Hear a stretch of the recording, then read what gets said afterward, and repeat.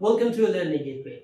Today we are going to solve the second case of networking. As in our previous case, the data point or the road between the various points were two-sided. And today we have the case where along with two-sided, we have one-side road as well. And I will guide you that how to solve or how to tackle with that problem. Okay, let's move toward the problem we have today, that there exists a various town and the road exists between these towns, or that a road is between M and N and between M and O, as well as between O and R and T. Moreover, a road between R and U, T and P, and P and S. Along with these roads, there is a one-side road as well, which is from P to N. First of all, let's draw a map of these roads and then we will move toward the question we have. Here I draw a complete map as according to the given information. And I link the two-side road with double line, you can see over here, and one-side road with one line which goes from P directly to N. Moreover, you have to be careful about one thing more as well, that before converting the information to map form, you have to study all the information first and then draw a rough map in your mind and then set it accordingly. As you can see over here, the information given to us first was M, a road between M and N, and then a road between M and O. So I just read out all the information first and then draw map of these roads or the link between these roads. Okay, the first question we have about this network is that to travel from S to N by the road, it is necessary to go to or through which one or which town. So if we look down to the map and move from S to N, mean from here to over there. So moving from S to N, it is necessary to go through point P or town P.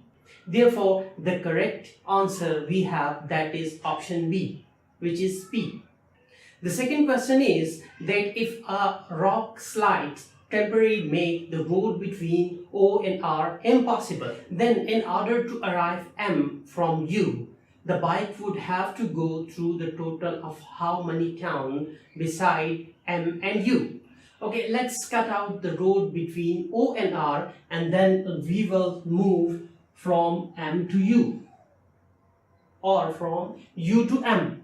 So from over here, if we start from U to M, so the first step, the first town the bike will move, that is R, and then T, then P, and M. So the total are 1, 2, 3, 4, and then the destination. So the bike must pass through the 4 towns. Okay, the next question we have that if a bridge between M and O is washed out, then a bike would not be able to go by the road from which point or from which town to which one. The option is given. Okay, let's remove the bridge between M and O first and then we will analyze the options, each and every option we have. Right now, the situation is that there is no bridge or no road between M and O. And the first option is that moving from N to M. So still we can move from M to N. That is possible. The second one or the second option is that is from N to S. Means moving from N to S over here. There is, you can see that there is only one possible way or path moving from N to S, that is from N to M and then from M to O. As over here, this is a road from P to N, that is one side road, and we cannot move from N to P using this road. So the only possible path is that is from or the bridge between M and O. And right now, as this bridge is removed, so we cannot move from N to S. And the correct option is option B. The next question or the fourth question we have that if a road slice block a lane of road R and T. Mean over here R and T and one road, and a result the traveler can go one way only from R to T. Mean over here we will remove this path, and right now we can only move from R to T. Now we have to find out that from P we can still move to which towns, or the number of towns we can move from P to other towns. The given option is that is N and or S, but impossible to go to M, O, R and T. And in the same way option B, C and D. But analyzing these options, first we have to look out that still from P we can move to how many towns. So over here, if I start moving from P toward T, I can move, and still I can move to, or the bike can move to S as well toward the T, and using the same path toward the M, and then O, then R, and then U. As you can see that from P we can move, or we can reach to each and every town still if this one side or one lane between T and R is blocked. Therefore, the correct option is option E, that we can move to each and every town from P.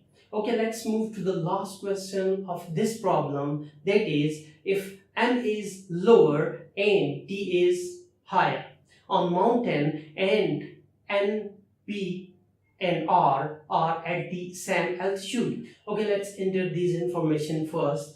That is, okay, the first thing is we have to rebuild this link between R and T, and then we have given the information that M is on lower side and T is on higher. Moreover, R and P, these all towns are at the same altitude. Now the distance by the road going from U to S will be shortened by building a two-way road along a straight line between which towns. As you can see that moving from U to S, we have to move first R and then T and this part. But it is mentioned that T is on higher altitude. Therefore, if we want to move from U to S in short time, so we have, or we need a bridge or a double side road between these two towns. However, the given options are R and N. If a road built between these two, it will not be beneficial, or it will not make the distance between these two shorten. In the same way, if that is built between R and M, and P and M, the only road that can make this distance shorten is between P and R. And therefore, we have, or the correct option we have, that is option D. Okay, this was all about the second problem of networking, and in our next lecture, we will solve a third problem of networking as well. But till to that time, you have to solve your assignment. This is the assignment you have to solve today using the same technique or the same method.